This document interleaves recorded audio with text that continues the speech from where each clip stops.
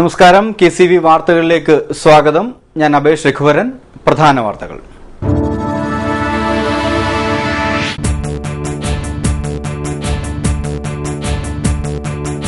വെള്ളപ്പൊക്കം മൂലം കൃഷിനാശം സംഭവിച്ച കർഷകർക്ക് അടിയന്തര ധനസഹായം നൽകുമെന്ന് മുഖ്യമന്ത്രി ഉമ്മൻചാണ്ടി.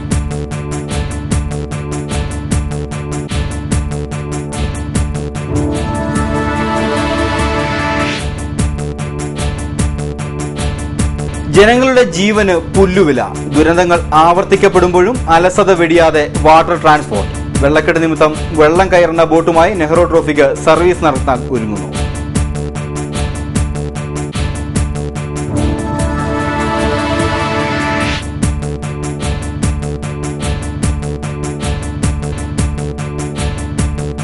വെള്ളക്കെട്ട് ഒഴിയാതെ കുട്ടനാട്. ദുരന്തമൊഴിയാതെ ദുരിതാശ്വാസ ക്യാമ്പുകൾ.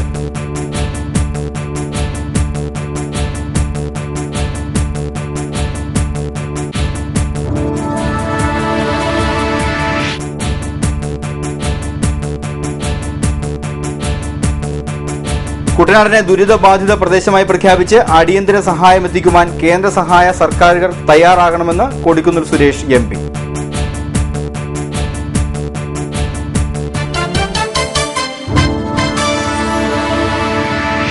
വാർത്തകൾ വിശദമായി. കുട്ടനാട് ദുരിതബാധിത പ്രദേശമായി പ്രഖ്യാപിച്ച് കർഷകർക്കും ജനങ്ങൾക്കും ആവശ്യമായ ധനസഹായം ലഭ്യമാക്കാൻ കേന്ദ്ര സർക്കാരിൽ സമ്മർദ്ദം ചെലുത്തുമെന്ന് മുഖ്യമന്ത്രി ഉമ്മൻചാണ്ടി പറഞ്ഞു. കുട്ടനാട്ടിലെ പ്രളയബാധിത പ്രദേശങ്ങൾ സന്ദർശിക്കാനെത്തിയതായിരുന്നു മുഖ്യമന്ത്രി. മങ്കൊമ്പ് തെക്കേക്കര മുതൽ ഒന്നാംകര വരെയുള്ള ഗതാഗതം പുനഃസ്ഥാപിക്കുന്നതിനാവശ്യമായ നടപടി സ്വീകരിക്കുമെന്ന് അദ്ദേഹം പറഞ്ഞു. മങ്കൊമ്പ് നെല്ലു ഗവേഷണ കേന്ദ്രത്തിന്റെ പരീക്ഷണ പാടം എല്ലാ വെള്ളപ്പൊക്കത്തിലും നശിക്കുന്നതിനെക്കുറിച്ച് മാധ്യമപ്രവർത്തകർ ശ്രദ്ധയിൽപ്പെടുത്തിയപ്പോൾ ആവശ്യമായ നടപടികൾ സ്വീകരിക്കുമെന്നായിരുന്നു അദ്ദേഹത്തിന്റെ മറുപടി. നെല്ല് ഗവേഷണ കേന്ദ്രത്തിലെ പരീക്ഷണ പാടം സ്ഥിരമായി 1940 സ്ഥാപിതമായ സ്ഥാപനമാണ്. അന്ന് തൊട്ട് ഇന്നേ വരെ ഉണ്ടാകുന്ന എല്ലാ വലിയ വെള്ളപ്പൊക്കങ്ങളിലും ഈ പരീക്ഷണ കൃഷി വെള്ളത്തിലാണ്. ഞങ്ങളിന്നിപ്പം ഇത് കഴിഞ്ഞ് കളക്ട്രേറ്റില് ചർച്ച ചെയ്യുന്നുണ്ട്. MLA-മാരെല്ലാവരും പങ്കെടുക്കും. അങ്ങോട്ട് പോവാൻ N. പത്മകുമാർ, കുട്ടനാട് തഹസീൽദാർ സുനിൽ, ADM ആന്റണി ഡൊമിനിക്, MP-മാരായ KC Venugopal, Kodikunnil Suresh, MLA Thomas Chandy, AA Shukoor, Congress നേതാക്കളായ advocate CR Jayaprakash, M. Murali, K. Gopakumar, advocate Anil Bose, Aby Kuriakose തുടങ്ങിയവർ സംസാരിച്ചു. വെള്ളക്കേടുള്ള ബോട്ടുമായി വള്ളംകളിക്ക് സർവീസ് നടത്താനൊരുങ്ങുന്നു. ചങ്ങനാശ്ശേരി വാട്ടർ ട്രാൻസ്പോർട്ട് കോർപ്പറേഷന്റെ ആലപ്പുഴ സർവീസ് നടത്തുന്ന ബോട്ട് അടിപ്പലക ദ്രവിച്ച് വെള്ളം കയറാൻ തുടങ്ങിയിട്ട് 1 മാസം പിന്നിടുന്നു. ചങ്ങനാശ്ശേരിയിൽ നിന്നും ആലപ്പുഴയ്ക്ക് സർവീസ് നടത്തുന്ന A56 നമ്പറിലുള്ള ബോട്ടാണ് അടിപ്പലക ദ്രവിച്ചിട്ടും സർവീസ് തുടരുന്നത്. ഓരോ സർവീസിന് ശേഷവും വെള്ളം തേയുവറ്റിച്ചാണ് വീണ്ടും യാത്ര നടത്തുന്നതെന്നും യാത്രക്കാർ തന്നെ പറയുന്നു. ഇതേക്കുറിച്ച് നിരവധി പരാതികൾ വാട്ടർ ട്രാൻസ്പോർട്ട് ഓഫീസിൽ നാട്ടുകാർ നൽകിയെങ്കിലും ഫലമുണ്ടായിട്ടില്ല. വെള്ളപ്പൊക്കം നിമിത്തം AC റോഡിൽ ഗതാഗതം തടസ്സപ്പെട്ടതോടെ ചങ്ങനാശ്ശേരി, വെളിയനാട്, കാവാലം, ലിസിയോ, ചെറുകായൽ പ്രദേശങ്ങളിലൂടെ കടന്നുപോകുന്ന ഈ ബോട്ടിനെയാണ് യാത്രക്കാർ കൂടുതലായി ആശ്രയിക്കുന്നത്. ചങ്ങനാശ്ശേരി ഡിപ്പോയ്ക്ക് 2 ബോട്ടുകളാണുള്ളത്. അതിലൊന്നാണ് A56 എന്ന വളരെ കാലപ്പഴക്കവും അറ്റകുറ്റപ്പണി നടത്താത്തതുമായ ബോട്ട്. ശനിയാഴ്ച നെഹ്റു ട്രോഫിക്കായി സർവീസ് നടത്തിയാൽ വളരെയധികം യാത്രക്കാരാവും ബോട്ടിനെ ആശ്രയിക്കുക.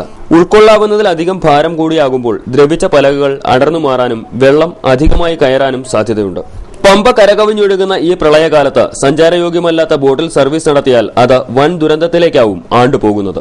News desk KCV. മഴയുടെ ശക്തി കുറഞ്ഞെങ്കിലും കുട്ടനാട്ടിൽ വെള്ളക്കെട്ട് നിലനിൽക്കുന്നതിനാൽ ആയിരക്കണക്കിന് കുടുംബങ്ങൾ ദുരിതാശ്വാസ ക്യാമ്പുകളിലേക്ക് എത്തുന്നു. ഈ റോഡുകളെല്ലാം വെള്ളത്തിലായതോടെ ഓട്ടോറിക്ഷ തൊഴിലാളികളും പട്ടിണിയിലാണ്. ആലപ്പുഴ ജില്ലയുടെ വിവിധ ഭാഗങ്ങളിലായി 24 ക്യാമ്പുകൾ കൂടി തുറന്നിരിക്കുകയാണ്.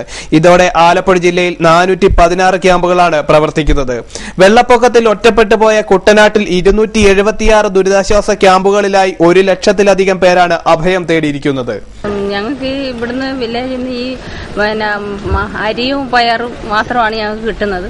അതിവിടെ കിട്ടിക്കഴിഞ്ഞാൽ അത് വെക്കാനുള്ള തീ കത്തിക്കാൻ വിറകിനുള്ളത്, പിന്നെ കറി, പച്ചക്കറി, അതിന് ചേർക്കേണ്ട മുളക് പൊടി, മല്ലിപ്പൊടി, അല്ലെങ്കിൽ ഉപ്പോ അങ്ങനെയുള്ള സാധനങ്ങളൊക്കെ വാങ്ങിക്കാനുള്ള പൈസ ഞങ്ങൾക്ക് ഇല്ല. അതുകൊണ്ട് ഞങ്ങൾ ഇവിടെ കൂടുന്നവർ തന്നെ കയ്യിൽ നിന്നൊക്കെ പിരിവിട്ട് വാങ്ങിച്ചാണ് ഞങ്ങൾ ഇവിടെ ദിവസം ഇങ്ങനെ പാചകം ചെയ്ത് കഴിക്കുന്നത്. അതുകൊണ്ട് വളരെ ബുദ്ധിമുട്ടാണ്. അപ്പോൾ എന്തെങ്കിലും കൂടെയൊക്കെ ഞങ്ങൾക്ക് തന്ന് സഹായിക്കണം, പൈസയായിട്ട് ഒക്കെ കൂടെ തന്ന് സഹായിച്ചെങ്കിൽ ഞങ്ങൾക്ക് ഇത് ഭക്ഷണം വെച്ച് കഴിക്കാനൊക്കെ ഉള്ളു, എല്ലാവർക്കും കൊടുക്കാനൊക്കെ ഉള്ളു. ഇതിപ്പം ഇത് തികയുന്നില്ല. ഇവിടെ കൂടുന്ന ആളുകൾക്ക് ഇത് ഈ ഭക്ഷണം പാചകം ചെയ്യുന്നത് തികയുന്നില്ല. കാരണം എന്ന് പറഞ്ഞാൽ ഇവരെല്ലാം ഇപ്പൊ പണിയൊന്നുമില്ലാതെ വെള്ളം പൊങ്ങി കിടക്കുന്നിടത്ത് പണിയൊന്നുമില്ലാതെ പൈസയൊന്നും ഇല്ലാതിരിക്കുന്ന അവരോടൊക്കെ എങ്ങനെ ഞങ്ങളോടൊക്കെ എങ്ങനെ പിരിവ് ചോദിക്കുന്നത്. അതുകൊണ്ട് അവര് ചോദിക്കുകയല്ല, ബുദ്ധിമുട്ടെങ്കിലും ഞങ്ങളെ കൊണ്ട് കഴിവുള്ളതൊക്കെ പിരിച്ച് കൊടുത്താണ് ഞങ്ങൾ ഇവിടെ. സർക്കാർ ഇല്ല, ഒന്നുമില്ല. ഞങ്ങൾക്ക് അരിയും പയറും അല്ലാതെ ഇതിനകത്ത് ഞങ്ങൾക്ക് വേറെ ഒന്നും കിട്ടുന്നില്ല. വിറകിനുള്ള പൈസയൊന്നുമില്ല. ഇട റോഡുകളും നടവഴികളും വെള്ളത്തിനടിയിലായതോടെ പുറം ലോകവുമായി ബന്ധപ്പെടുവാൻ സാധിക്കാത്ത നിലയിലാണ് നീലമ്പേരൂർ, കാവാലം, വെളിയനാട്, പുളുകുന്ന്, രാമഗിരി, മുട്ടാർ, കൈനഗിരി, എടത്വ, തലവടി, തകഴി പഞ്ചായത്തുകളിലെ ജനങ്ങൾ. കുട്ടനാട്ടിലെ വീടുകളിൽ പലതും വെള്ളത്താൽ ചുറ്റപ്പെട്ടതുമൂലം പലർക്കും പുറത്തിറങ്ങുവാൻ പോലും സാധിക്കുന്നില്ല. എടത്വയിൽ ചുറ്റും വെള്ളം കെട്ടിനിൽക്കുന്ന വീടിന് പുറത്തിറങ്ങിയ 5 വയസ്സുകാരനെ പാമ്പ് കടിച്ച സംഭവം ഉണ്ടായി. മലവെള്ളത്തിനൊപ്പം കിഴക്കൻ പ്രദേശങ്ങളിൽ നിന്നുള്ള ഓടകളിലും റോഡുകളിലും തള്ളിയ മാലിന്യങ്ങൾ കുട്ടനാടൻ പ്രദേശങ്ങളിലേക്ക് ഒഴുകിയെത്തുകയാണ്. ഇത് പകർച്ചവ്യാധി ഭീഷണി പരത്തുന്നതായി നാട്ടുകാർ പറഞ്ഞു. ആലപ്പുഴ, ചങ്ങനാശ്ശേരി പട്ടണങ്ങളെ തമ്മിൽ ബന്ധിപ്പിക്കുന്ന AC റോഡിൽ വെള്ളം കയറിയതോടെ ഇതുവഴിയുള്ള വാഹന ഗതാഗതവും നിലച്ചിരിക്കുകയാണ്. 3 ദിവസമായിട്ടും ആലപ്പുഴ ചങ്ങനാശ്ശേരി റോഡിലെ ഗതാഗതം പുനഃസ്ഥാപിക്കുവാൻ സാധിച്ചിട്ടില്ല. ആലപ്പുഴ ചങ്ങനാശ്ശേരി റൂട്ടിലെ KSRTC സർവീസുകൾ മങ്കമ്പ് വരെയായി പരിമിതപ്പെടുത്തിയിരിക്കുകയാണ്. വെള്ളക്കെട്ട് രൂക്ഷമായതോടെ കുട്ടനാട്ടിലെ 100 കണക്കിന് ഓട്ടോറിക്ഷ തൊഴിലാളികളുടെ കുടുംബങ്ങളും പട്ടിണിയിലായിരിക്കുകയാണ്. പട്ടിണിയാ. ഇത്ര 10 ഓട്ടോക്കാർ ഇവിടെ ഉണ്ട്. ഒരു മാർഗവും ഇല്ല. ഞങ്ങൾക്ക് പ്രത്യേകിച്ച് വേറെ ആരും ആനുകൂല്യങ്ങളൊന്നും തരുന്നുമില്ല. ഞങ്ങളിങ്ങനെ വിഴവിച്ച് ഇത്ര 10 ഓട്ടോക്കാരുണ്ട്. ഒരു മാർഗമില്ല. ഇവിടുന്ന് അങ്ങോട്ടോ ഇങ്ങോട്ടോ പോകാനായിട്ട് മാർഗമില്ല. കിടക്കും പാടങ്ങളെല്ലാം വെള്ളത്തിലാണ്. 9 മണിക്ക് ഇതുവരെ കൈനീട്ടം പോലും ഓടാതെ ഇങ്ങനെ കിടക്കുക. ഇത്രയും വണ്ടി ഇവിടെ കിടക്കുന്നു. ഒരു ആരെങ്കിലും ഒരു മാർഗവും ഇല്ല. ചിട്ടിയും 10 രൂപയായിട്ടെല്ലാം ജീവിക്കുന്നവരാണ്. ആർക്കും കൊടുക്കാനും ഒരു മാർഗമില്ല. കിടക്കും കൈനീട്ടം പോലും ഇല്ല. ഇങ്ങനെ കിടക്കുന്നു. CD ബ്ലോക്ക് കായലുകളുടെ മധ്യത്തിലുള്ള കൊച്ചാറ് കർഷകർ തുറന്നതോടെ കുട്ടനാട്ടിലെ ജലനിരപ്പ് അല്പം കുറഞ്ഞിട്ടുണ്ട്. കുട്ടനാട് പാക്കേജിൽ നിർദ്ദേശിച്ചിട്ടുള്ള പ്രധാനപ്പെട്ട 2 പദ്ധതികളിൽ ഒന്നാണ് കൊച്ചാറ് തുറക്കുക എന്നത്.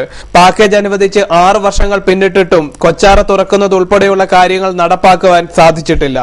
കൈനഗിരി, നെടുമുടി, ചമ്പക്കുളം, വെളിയനാട്, പുളുങ്ങുന്ന് പഞ്ചായത്തുകളിലെ നെൽകൃഷി 3/4 പങ്കും മടവീണ് നശിച്ചു. എടത്വായിൽ മടവീണ് നശിച്ച പാടശേഖരങ്ങളും വിവിധ ദുരിതാശ്വാസ ക്യാമ്പുകളും കൊടിക്കുന്നിൽ സുരേഷ് MP സന്ദർശിച്ചു. കുട്ടനാടിനെ ദുരിതബാധിത പ്രദേശമായി പ്രഖ്യാപിച്ച അടിയന്തരമായി സഹായമെത്തിക്കുവാൻ കേന്ദ്ര സംസ്ഥാന സർക്കാരുകൾ തയ്യാറാവണമെന്ന് കൊടിക്കുന്നിൽ സുരേഷ് MP ആവശ്യപ്പെട്ടു. തിങ്കളാഴ്ച വരെ ക്യാമ്പുകൾ പ്രവർത്തിപ്പിക്കുന്നതിനാവശ്യമായ ഭക്ഷണ സാധനങ്ങൾ വിതരണം ചെയ്യുവാൻ കേരള സർക്കാരിനോട് ആവശ്യപ്പെടുമെന്നും അദ്ദേഹം പറഞ്ഞു. KCU വാർത്തകളോട് സംസാരിക്കുകയായിരുന്നു കൊടിക്കുന്നിൽ സുരേഷ് MP. ഇവിടുത്തെ സ്ഥിതി വളരെ ഗുരുതരമാണ്. അതുകൊണ്ട് തന്നെ കുട്ടനാട് താലൂക്കിനെ പ്രളയബാധിത പ്രദേശമായി പ്രഖ്യാപിക്കണമെന്ന് ഞാൻ ഗവൺമെന്റിനോട് ആവശ്യപ്പെടുകയാണ്. രാവിലെ വിയപുരം, തകഴി, എടത്വ, തലവടി തുടങ്ങിയ പഞ്ചായത്തുകളിലെ വിവിധ ക്യാമ്പുകൾ സന്ദർശിച്ചു.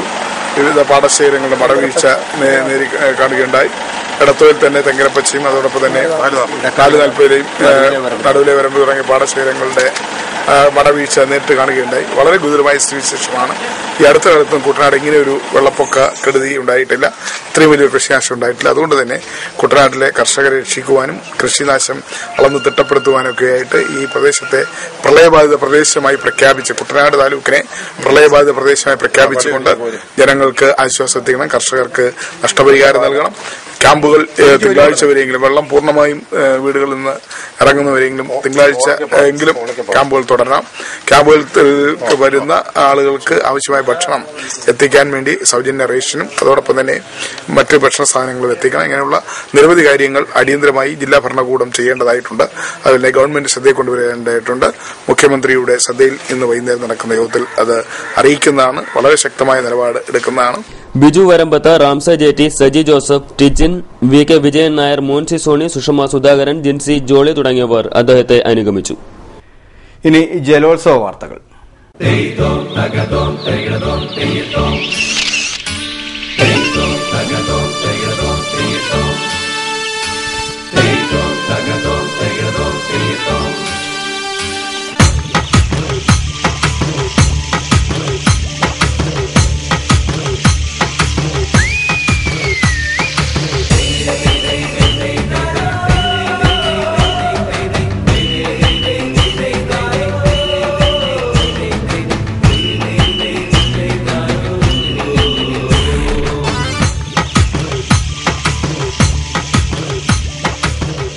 നെഹ്റു ട്രോഫിയിൽ അലിയാൻ അമ്മുവും. ഇന്ത്യയിലെ തന്നെ ഏറ്റവും വലിയ കായിക മാമാങ്കമായ ദേശീയ ഗെയിംസിന് മുന്നോടിയായി ഭാഗ്യചിഹ്നമായ അമ്മു കുട്ടനാട്ടിലെത്തി. 35ാമത് ദേശീയ ഗെയിംസിന് ഇത്തവണ ആതിഥ്യമരുളുന്നത് കേരളമാണ്. ദേശീയ ഗെയിംസിന്റെ പ്രചരണാർത്ഥമാണ് അമ്മുവും കൂട്ടരും കുട്ടനാട്ടിലെത്തിയത്. ശനിയാഴ്ച പുന്നമടക്കായൽ നടക്കുന്ന 62ാമത് നെഹ്റു ട്രോഫി മത്സരത്തിലെയും മുഖ്യ സാന്നിധ്യമായിരിക്കും അമ്മു.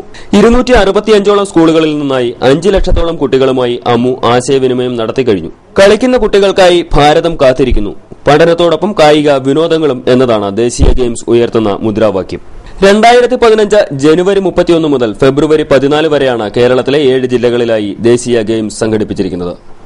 33 മത്സര ഇനങ്ങളിലായി ദേശീയ അന്തർദേശീയ തലങ്ങളിൽ കഴിവ് തെളിയിച്ച 10,000-ഓളം പ്രതിഭകളാണ് മത്സരങ്ങളിൽ മാറ്റുരയ്ക്കുന്നത്. തുഴച്ചിൽ ഉൾപ്പെടെയുള്ള പ്രമുഖ മത്സരവേദികൾ ആലപ്പുഴയിലാണ് സജ്ജീകരിച്ചിരിക്കുന്നത്. കുട്ടനാട്ടിൽ ചതുർത്ഥ്യാകരി കടവിൽ നിന്നും അമ്മുവിന്റെയും കൂട്ടരുടെയും പ്രയാണം ആരംഭിച്ചു. നിമിഷങ്ങൾ പിന്നിടുന്തോറും പുന്നമടക്കായലിലെ ഓളം പോലെ വള്ളംകളി പ്രേമികളുടെ ആവേശം ഉയരുന്നു. ഫിനിഷിംഗ് പോയിന്റ് എന്ന ലക്ഷ്യവുമായി വെള്ളിയാഴ്ച കളിവള്ളങ്ങൾ വിശ്രമത്തിൽ. നെഹ്റു ട്രോഫി ജലോത്സവത്തിനോടനുബന്ധിച്ച് വിപുലമായ സജ്ജീകരണങ്ങളാണ് ഒരുക്കിയിരിക്കുന്നത്. പുന്നമടക്കായൽ നിന്ന് ചാഞ്ചാട്ടമെന്ന് കവി പറഞ്ഞത് പുന്നമടയിൽ അന്വർത്ഥമാവുന്ന നിമിഷങ്ങളാണ് കടന്നുവരുന്നത്. പുന്നമടക്കായലിന്റെ വിരിമാറിനെ ഇളക്കി മറിച്ചുകൊണ്ടുള്ള ആ ഫൈനൽ മത്സരത്തിൽ ആരാകും ജലരാജാവാകുക എന്ന ഒറ്റ ചിന്തയിലാണ് ലോകം മൊത്തമുള്ള വള്ളംകളി പ്രേമികൾ. തെരഞ്ഞെടുപ്പുകൾക്ക് തൊട്ടുമുമ്പുള്ള നിശബ്ദ പ്രചരണം പോലെ തന്ത്രങ്ങൾ മെനയുന്ന തിരക്കിലാണ് കായിക താരങ്ങളും ബോട്ട് ക്ലബ്ബുകളും. തങ്ങളുടെ കരയുടെയും ബോട്ട് ക്ലബിന്റെയും യശസ് ഉയർത്തുവാനുള്ള കഠിനാധ്വാനത്തിലാണ് ഓരോ കായിക താരവും. വ്യാഴാഴ്ച വൈകുന്നേരത്തോടെ കരയ്ക്ക് കയറ്റിയ വള്ളങ്ങളിലെ വെള്ളം ഒലിച്ചു പോകുന്നതിനുള്ള വിവിധ പ്രവർത്തനങ്ങളിൽ ഏർപ്പെട്ടിരിക്കുകയാണ് ബോട്ട് ക്ലബ്ബ് അംഗങ്ങൾ. ചില വള്ളങ്ങൾ ബുധനാഴ്ച രാവിലെ തന്നെ പരിശീലന തുഴച്ചിൽ നിർത്തി കരയ്ക്ക് കയറ്റിയിരിക്കുകയാണ്. കളിവള്ളങ്ങൾ വിശ്രമത്തിലിരിക്കുന്നത് പോലെ തന്നെ തുഴച്ചിൽക്കാരും വിശ്രമത്തിലും അതോടൊപ്പം പോരാട്ടത്തിനുള്ള തയ്യാറെടുപ്പുകളും നടത്തുകയാണ്. ജലോത്സവത്തെ സംബന്ധിച്ച നിർണായകമായ ഒന്നാണ് യന്ത്രവൽക്കരിച്ച സ്റ്റാർട്ടിംഗ് പോയിന്റ് സംവിധാനം. ഇത് വെള്ളിയാഴ്ച രാവിലെ പുന്നമടയിൽ സ്ഥാപിച്ചു കഴിഞ്ഞു. പുന്നമടക്കായലിലെ സ്റ്റാർട്ടിംഗ് സംവിധാനത്തിലൂടെ വള്ളംകളിയുടെ ഓരോ ഹീറ്റ്സും പരാതിരഹിതമാക്കുവാൻ സാധിക്കുമെന്നാണ് അധികാരികൾ അവകാശപ്പെടുന്നത്. വള്ളംകളിയുടെ ഓരോ പ്രവർത്തനങ്ങളും സമയബന്ധിതമായി പൂർത്തിയാക്കുവാൻ ഉപസമിതികൾക്ക് ആലപ്പുഴ ജില്ലാ കളക്ടർ നിർദ്ദേശം നൽകിയിരിക്കുകയാണ്. സ്റ്റാർട്ടിംഗ് പോയിന്റിലെ പ്രവർത്തനങ്ങൾ കുറ്റമറ്റതാക്കുന്നതിനു വേണ്ടി ആവശ്യത്തിന് പോലീസിനെ ഇവിടെ നിയോഗിച്ചിട്ടുണ്ട്. വള്ളംകളി ബുദ്ധിമുട്ടാക്കും വിധം തടസ്സങ്ങൾ സൃഷ്ടിക്കുന്നവർക്കെതിരെ ശക്തമായ നടപടിയാണ് പോലീസ് അധികാരികൾ സ്വീകരിക്കുക.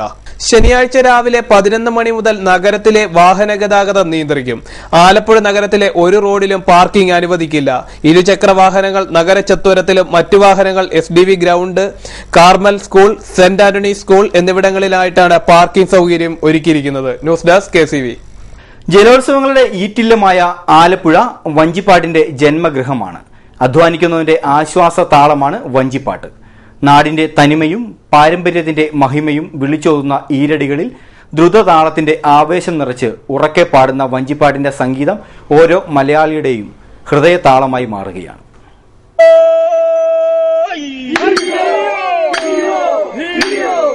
മലയാള ഭാഷയ്ക്കും സാഹിത്യത്തിനും ലഭിച്ച വരദാനമാണ് വഞ്ചിപ്പാട്ടുകൾ.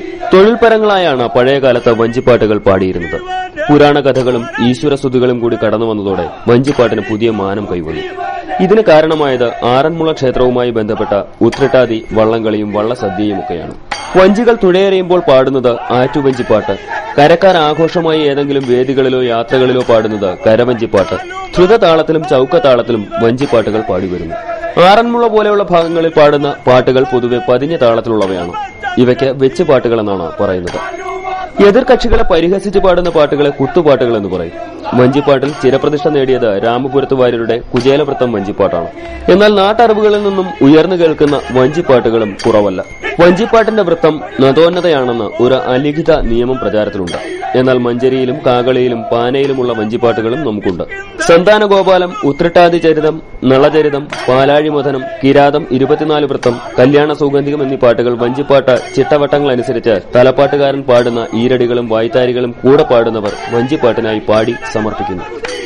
62ാമത് നെഹ്റു ട്രോഫിയോടനുബന്ധിച്ച് നെഹ്റു ട്രോഫി പബ്ലിസിറ്റി കമ്മിറ്റിയും ആലപ്പുഴ പ്രസ് ക്ലബ്ബും സംയുക്തമായി സെമിനാർ സംഘടിപ്പിച്ചു. നെഹ്റു ട്രോഫി ജലമേള ഇന്നലെ, ഇന്ന്, നാളെ എന്ന വിഷയത്തെ ആസ്പദമാക്കിയായിരുന്നു സെമിനാർ. സെമിനാറിൽ പ്രമുഖരുടെ നിർദ്ദേശങ്ങളും അനുഭവങ്ങളും പങ്കുവച്ചു. നെഹ്റു ട്രോഫി ജലമേള സംസ്ഥാന സർക്കാർ ഏറ്റെടുക്കണമെന്ന് സെമിനാറിൽ നിർദ്ദേശമുയർന്നു. ആലപ്പുഴ പ്രസ് ക്ലബ്ബ് ഹാളിൽ നടന്ന സെമിനാർ ജില്ലാ കളക്ടർ എൻ പത്മകുമാർ ഉദ്ഘാടനം ചെയ്തു. ഈ സെമിനാർ ഇങ്ങനത്തെ ഒരു സെമിനാർ ഇതിന്റെ ഐഡിയ വെച്ചതും അതിനുവേണ്ടിയുള്ള മുന്നോട്ട് വന്ന പ്രത്യേകിച്ച് പ്രസ് ക്ലബിനും ഇതിന്റെ പബ്ലിസിറ്റി കമ്മിറ്റിയുടെ എല്ലാ അംഗങ്ങൾക്കും എൻ്റെ അഭിനന്ദനങ്ങൾ. ശരിക്കും നമുക്ക് വേണ്ടിയിരുന്നത്. ആക്ച്വലായിട്ട് ഇപ്പോഴത്തെ സിറ്റുവേഷനിൽ ഇങ്ങനെ ഒരു സെമിനാർ നടത്തി ഇനി എന്താണ് നമ്മൾ മുന്നോട്ട് പോകേണ്ടത് എന്നുള്ള ഒരു ഇഷ്യൂ ഉണ്ട്. പ്രത്യേകിച്ച് ഈ വർഷത്തോടു കൂടി ഇനിയും അടുത്ത വർഷം മുതൽ ഒരു ക്രൈസിസാണ്. നമുക്കൊരു നല്ലൊരു എമൗണ്ട് റിസർവായിട്ടുണ്ടായിരുന്നു. ആ എമൗണ്ട് കഴിഞ്ഞ 3 വർഷമായി കിട്ടുന്ന വരുമാനത്തിനേക്കാളും കൂടുതൽ ചിലവാക്കി ഈ വള്ളംകളിയോട് 62ാം വള്ളംകളിയോടുകൂടി ആ റിസർവ് തീരുകയാണ്. Press club president Jackson Arattukulam അധ്യക്ഷനായി. പ്രൊഫസർ രഘുനാഥ് വിഷയം അവതരിപ്പിച്ചു. Devadath G Purakkad, RK Kurup, AP Kunjumon, SM Iqbal, Gregory, KG Mukundan തുടങ്ങിയവർ സംസാരിച്ചു.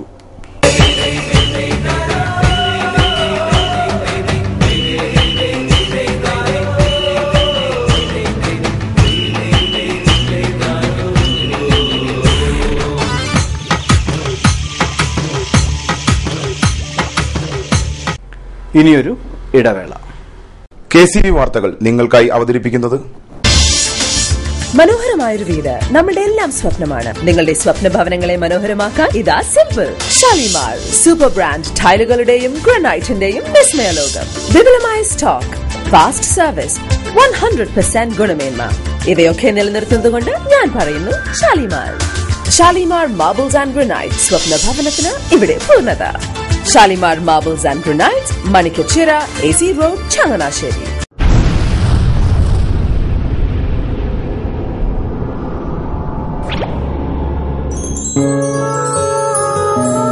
സ്വപ്ന ജ്വല്ലറി ചങ്ങനാശ്ശേരി. സംശുദ്ധിയുടെ അരനൂറ്റാണ്ട് കാലത്തെ പാരമ്പര്യം. ചങ്ങനാശ്ശേരിയിലെ ആദ്യത്തെ 916 ഹോൾമാർക്ക് സ്വർണ്ണാഭരണശാല.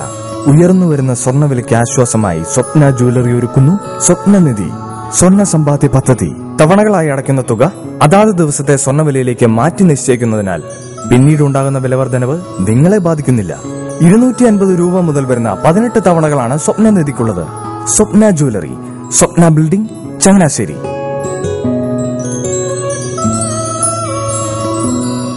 എന്റെ മോഹനേട്ടാ, എളുപ്പ വഴികളും കുറുക്കു വഴികളും നോക്കി പോകുമ്പോഴാ നമ്മളെ ആരെങ്കിലും പറ്റിക്കണത്. എന്നെ ഇന്നവരാരെങ്കിലും പറ്റിച്ചിട്ടുണ്ടോ? കാരണം എന്താ? എനിക്ക് ബുദ്ധിയുണ്ട്. അനു തിരക്കിലായിരിക്കുമല്ലേ? അനുവിനെ കഴിഞ്ഞ ആഴ്ച ആലപ്പുഴയിലെ മുല്ലയ്ക്കൽ പ്രിൻസ് ജുവലറിയിൽ നിൽക്കുന്നത് കണ്ടിരുന്നല്ലോ. അതെ, ഞാൻ അവിടെ നിന്നാണ് സ്വർണ്ണാഭരണങ്ങൾ വാങ്ങാറുള്ളത്. അതെന്താ, മറ്റൊരുപാട് ജുവലറികൾ അവിടെ ഉണ്ടല്ലോ. പിന്നെന്താ മുല്ലയ്ക്കൽ പ്രിൻസ് ജുവലറിയിൽ നിന്ന് തന്നെ സ്വർണ്ണാഭരണങ്ങൾ വാങ്ങുന്നത്? അതെല്ലാവർക്കും അറിയാവുന്ന കാര്യമല്ലേ. ഗുണമേന്മയിലും വിശ്വസ്തതയിലും 2 പതിറ്റാണ്ടിന്റെ പാരമ്പര്യമുള്ള മുല്ലയ്ക്കൽ പ്രിൻസ് ജുവലറിയിലെ ഏറ്റവും ചെറിയ ആഭരണങ്ങളിൽ പോലും 916 BIS ഹോൾമാർക്ക് മുദ്ര ഉറപ്പുവരുത്തുന്നു. ആരുടെയും സങ്കല്പത്തിന് അനുയോജ്യമായ വ്യത്യസ്തതരം ഡിസൈൻസ്. അങ്ങനെയാവുമ്പോൾ പണിക്കൂലി കൂടുതലായിരിക്കും അല്ലേ? ഏറ്റവും കുറഞ്ഞ പണിക്കൂലി. മാത്രമല്ല 916 BIS ഹോൾമാർക്കറ്റ് സ്വർണ്ണാഭരണങ്ങൾ മാറ്റി വാങ്ങുമ്പോൾ വിലയിലോ തൂക്കത്തിലോ കുറവ് വരുന്നില്ല. അപ്പോൾ ശരിക്കും ഹീറോ മുല്ലയ്ക്കൽ പ്രിൻസ് ജുവലറിയാണല്ലേ? അത് പിന്നെ പറയാനുണ്ടോ? 100% BIS ഹോൾമാർക്കറ്റ് സ്വർണ്ണാഭരണങ്ങൾ വിൽക്കുന്ന സ്വർണ്ണാഭരണശാല പ്രിൻസ് ജുവലറി, മുല്ലയ്ക്കൽ, ആലപ്പുഴ. വാർത്തകൾ തുടരുന്നു. പൊഴിമുഖം കടലിലേക്ക് തുടർന്നെങ്കിലും തോട്ടപ്പള്ളി സ്പിൽവേ ചാനലിന്റെ ആഴക്കുറവ് മൂലം നീരൊഴുക്ക് ഇനിയും ശക്തമായിട്ടില്ല. കിഴക്കൻ വെള്ളത്തിന്റെ വരവിനും മഴയ്ക്കും ശമനമായെങ്കിലും പൊങ്ങിയ വെള്ളം ഇറങ്ങിപ്പോകാൻ വൈകുകയാണ്. വെള്ളത്തിന് നേരിയ കുറവുണ്ടെങ്കിലും കുട്ടനാട്, അമ്പലപ്പുഴ, കാർത്തികപ്പള്ളി താലൂക്കുകളിലെ താഴ്ന്ന പ്രദേശങ്ങൾ ഇപ്പോഴും വെള്ളക്കെട്ടിലാണ്. തോട്ടപ്പള്ളി സ്പിൽവേ പാലത്തിനും കടലിനുമിടയിലുള്ള ചാനലിന്റെ ഭാഗത്തെ ആഴക്കുറവാണ് വെള്ളം ഒഴുകി മാറുന്നതിന് തിരിച്ചടിയാകുന്നത്. ആഴം വർദ്ധിപ്പിക്കുവാൻ ജലസേചന വകുപ്പ് തയ്യാറാക്കിയ പദ്ധതി യഥാസമയം നടപ്പാക്കാത്തതാണ് കുട്ടനാട്ടിലേതടക്കം വെള്ളപ്പൊക്കത്തിനും മടവീഴ്ചയ്ക്കും കാരണമായത്. കഴിഞ്ഞ മാർച്ചിൽ പൊഴിമുഖത്തിന്റെ ആഴം വർദ്ധിപ്പിക്കുന്നതിനായി അനുവദിച്ച ഫണ്ട് യഥാസമയം ജലസേചന വകുപ്പ് അക്കൌണ്ടിൽ ക്രെഡിറ്റ് ചെയ്യാത്തതാണ് പദ്ധതി നടത്തിപ്പിന് തടസ്സമായത്. കുട്ടനാട് പാക്കേജിൽ ഉൾപ്പെടുത്തി തയ്യാറാക്കിയ പദ്ധതി വർഷങ്ങൾ കഴിഞ്ഞിട്ടും നടപ്പാക്കാതിരുന്നതാണ് കുട്ടനാട്ടിലേതടക്കം ആയിരക്കണക്കിന് ഏക്കർ നെൽകൃഷിയും കരകൃഷിയും നശിക്കുവാനുള്ള ഏറ്റവും പ്രധാന കാരണമായത്. തോട്ടപ്പള്ളി പുഴമുഖം മുറിച്ചുവിടുന്നതിലുണ്ടായ കാലതാമസത്തിന് മറ്റൊരു കാരണം ഉദ്യോഗസ്ഥരും കരാറുകാരുമായി വർഷങ്ങളായി നിലനിൽക്കുന്ന ഒത്തുകളിയാണെന്നത് പരസ്യമായ രഹസ്യമാണ്. തോട്ടപ്പള്ളി സ്പിൽവേയുടെ പ്രവർത്തനം കാര്യക്ഷമമാക്കുന്നതിന് കർഷക സംഘടനകളോ ജനപ്രതിനിധികളോ വേണ്ടത്ര ജാഗ്രതയോടെ പ്രവർത്തിച്ചിട്ടില്ല. വെള്ളപ്പൊക്കമുണ്ടായി കൃഷി നശിക്കുമ്പോൾ മാത്രമാണ് മന്ത്രിമാരും പരിവാരങ്ങളും കുട്ടനാടിന്റെ ദുരിതാശ്വാസ ക്യാമ്പുകളും എല്ലാം നഷ്ടപ്പെട്ട കർഷകരെയും കാണാനെത്തുന്നത്. എന്നാൽ ഇവരുടെ വാഗ്ദാനങ്ങളിൽ കഴമ്പില്ലെന്ന് കർഷകർ തിരിച്ചറിയുന്നുമില്ല. കുട്ടനാട് പാക്കേജോ പതിരായി വർഷകാലത്തിന് മുമ്പ് തോട്ടപ്പള്ളി സ്പിൽവേയുടെ ആഴം വർദ്ധിപ്പിക്കുന്നതിനാവശ്യമായ നടപടികൾ പോലും ജനപ്രതിനിധികളുടെയോ ഉദ്യോഗസ്ഥരുടെയോ കർഷക സംഘടനകളുടെയോ ഭാഗത്തു നിന്ന് ഉണ്ടാകാത്തത് അപലപനീയമാണ്. ഇതാണ് കുട്ടനാടൻ പാടശേഖരങ്ങൾ തുടർച്ചയായുള്ള മടവീഴ്ചയ്ക്ക് ഏറ്റവും പ്രധാന കാരണവും. കൈനഗിരി ഗ്രാമപഞ്ചായത്ത് മെമ്പർ റേച്ചൽ ആന്റണി അന്തരിച്ചു. ഞായറാഴ്ച 3 മുതൽ 4 വരെ കൈനഗിരി ഗ്രാമപഞ്ചായത്ത് ഓഫീസിൽ മൃതദേഹം പൊതുദർശനത്തിന് വയ്ക്കും. തിങ്കളാഴ്ച 2-ന് കൈനഗിരി സെന്റ് മേരീസ് പള്ളി സെമിത്തേരിയിൽ സംസ്കാരം നടക്കുമെന്നും ബന്ധുമിത്രാദികൾ അറിയിച്ചു. രാമഗിരി ഗ്രാമപഞ്ചായത്ത് ഊരുക്കരിയിലെ ബാരിസ്റ്റർ KR പത്മനാഭപിള്ള മെമ്മോറിയൽ പ്രാഥമിക ആരോഗ്യ കേന്ദ്രത്തിലെ നവീകരിച്ച കെട്ടിടത്തിന്റെ ഉദ്ഘാടനം വാർഡ് മെമ്പറെയും HMC കമ്മിറ്റിയും അറിയിക്കാത്തതിൽ പ്രതിഷേധിച്ച് BJP പ്രതിഷേധ ധർണ നടത്തി. കേരളത്തിൽ ആദ്യം നിലവിൽ വന്ന 2 റൂറൽ ഡിസ്പെൻസറികളിൽ ഒന്നാണ് ഊരിക്കരിയിലേത്. എന്നാൽ നവീകരിച്ച ആശുപത്രിയുടെ ഉദ്ഘാടനം തന്നിഷ്ടപ്രകാരം നടത്തുകയായിരുന്നെന്നും BJPയുടെ മെമ്പറായതിന്റെ പേരിൽ മനഃപൂർവ്വം അകറ്റി നിർത്തുകയായിരുന്നെന്നും ധർണ ഉദ്ഘാടനം ചെയ്തുകൊണ്ട് BJP ജില്ലാ ജനറൽ സെക്രട്ടറി TK അരവിന്ദാക്ഷൻ ആരോപിച്ചു. രാമഗിരി ഗ്രാമപഞ്ചായത്തിലെ പ്രസിഡന്റ് അടക്കമുള്ള പല മെമ്പർമാർക്കും ഈ പ്രാഥമിക ആരോഗ്യ കേന്ദ്രത്തിന്റെ പേര് പോലും അറിയത്തില്ല. 4 വർഷക്കാലമായി പഞ്ചായത്ത് മെമ്പർമാരായിരിക്കുന്ന പഞ്ചായത്ത് ഭരിക്കുന്ന ഇടതുപക്ഷ ഭരണത്തിന് അക്ഷരജ്ഞാനം കുറവുള്ളവരാണ് ഇടതുപക്ഷക്കാർ. പക്ഷെ ഇരിക്കുന്ന സ്ഥാപനം, തന്റെ കീഴിലുള്ള സ്ഥാപനത്തിന്റെ പേര് പോലും അറിയുവാൻ ശ്രമിക്കാത്ത, അറിയാത്ത പഞ്ചായത്ത് ഭരണാധികാരികളാണ് ഈ രാമഗിരി പഞ്ചായത്തിലെ പ്രാഥമിക ആരോഗ്യ കേന്ദ്രത്തോട് നീതിപൂർവമല്ലാത്ത നിലപാട് സ്വീകരിക്കുന്നത്. ഇതിനുവേണ്ടി വസ്തുദാനം നൽകിയ ആളുകളോട് സമീപിച്ചത്. വാർഡ് മെമ്പർ ശോഭനകുമാരി അധ്യക്ഷത വഹിച്ച യോഗത്തിൽ കുട്ടനാട് നിയോജകമണ്ഡലം ജനറൽ സെക്രട്ടറി D പ്രസന്നകുമാർ മുഖ്യപ്രഭാഷണം നടത്തി. PV ബാലകൃഷ്ണൻ, MD രാമഭദ്രൻ, പ്രശാന്ത്, രവികുമാർ തുടങ്ങിയവർ സംസാരിച്ചു. ഇനി ചരമവാർത്തകൾ. നീരേറ്റുപുറം വ്യാസപുരം തോസണ്ട് പറമ്പിൽ കാദംബരി നിര്യാതയായി 74 വയസ്സായിരുന്നു. സംസ്കാരം ശനിയാഴ്ച 10-ന് വീട്ടുവളപ്പിൽ. വെളിയനാട് കണിയാന്തറ വീട്ടിൽ പത്മനാഭൻ നിര്യാതനായി 82 വയസ്സായിരുന്നു. സംസ്കാരം നടത്തി. പെരിങ്ങര കൊച്ചാരിമുക്കം മൂലശ്ശേരിയിൽ ചന്ദ്രഭവനത്തിൽ ശാരദാചന്ദ്രൻ നിര്യാതയായി 67 വയസ്സായിരുന്നു. സംസ്കാരം ശനിയാഴ്ച 2-ന് വീട്ടുവളപ്പിൽ. വെളിയനാട് വെട്ടുവേലിക്കളത്തിൽ തോമസ് ആന്റണി നിര്യാതനായി 88 വയസ്സായിരുന്നു. സംസ്കാരം തിങ്കളാഴ്ച 10-ന് വെളിയനാട് സെന്റ് സേവിയേഴ്സ് ദേവാലയ സെമിത്തേരി. പ്രധാന വാർത്തകൾ ഒരിക്കൽ കൂടി.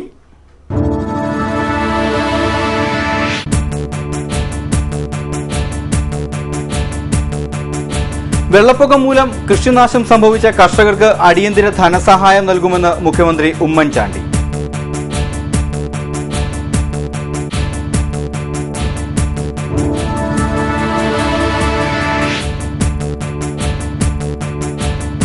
ജനങ്ങളുടെ ജീവന് പുല്ലുവില.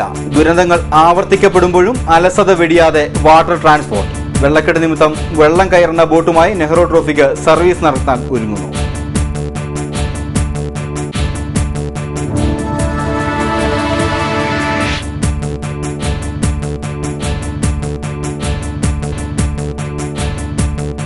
വെള്ളക്കെട്ടൊഴിയാതെ കുട്ടനാട്, ദുരന്തമൊഴിയാതെ ദുരിതാശ്വാസ ക്യാമ്പുകൾ.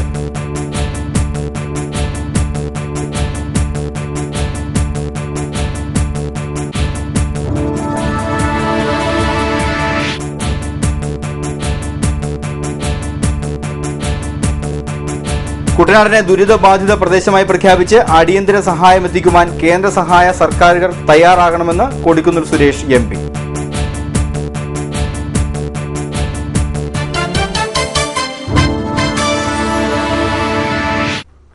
ഇതോടെ വാർത്തകൾ കഴിഞ്ഞു. നമസ്കാരം.